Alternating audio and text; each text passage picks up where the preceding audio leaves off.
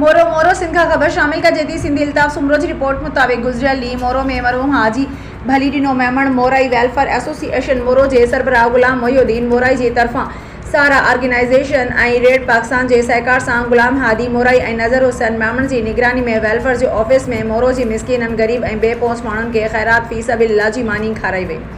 उन मौके हादी मोराई नज़र हुसैन मेमण हाजी भली ॾिनो मेमण मोराई वेलफेयर एसोसिएशन मोरो गरीब मानून की भलाई बेहतरी के लिए वडे अरसे का खिदमत कंदे अचे पई। कदें भी गरीब मानून के विसारियो ना है। हिनन हर दुख सुख में गरीब मानून से गड रहा आहियूं। हिनन वधीक चो गरीब न्याणियों जिनके वेलफेयर के तरफा सिलाई और कढ़ाई जो हुनर सिखाण का उन्हनि के मुफ्त में सिलाई मशीनूं ॾिनियूं वेंदियूं आहिनि त जीअं हू घर में सिलाई करे रोज़गार करे सघनि ऐं पंहिंजे घर जो ख़र्च हलाए सघनि। वो सिलसिलो वडे अरसे का हलंदो अचे पियो, जंहिं करे सभई न्याणियूं पंहिंजो रोज़गार करे रहियूं आहिनि। उन खां अलावा गरीब मज़दूर ऐं पोरियत जेके बेरोज़गार आहिनि उन्हनि खे पंहिंजे पेरनि ते बीहण ऐं रोज़गार करण जे लाइ उन्हनि खे मुफ़्त हथ रेढ़ा ॾिना वेंदा आहिनि ऐं रोज़गार करण लाइ उन्हनि खे हर तरह जो सामान पिणु वठी ॾिनो वेंदो आहे त जीअं हू रोज़गार करे पंहिंजे बचनि जो पेट पाले सघनि। रेढ़ा ॾियण जो बि उहो सिलसिलो काफ़ी अरसे खां जारी आहे, जंहिंजे करे वॾी तादाद में गरीब माण्हुनि खे रोज़गार फराहम कयो वियो आहे।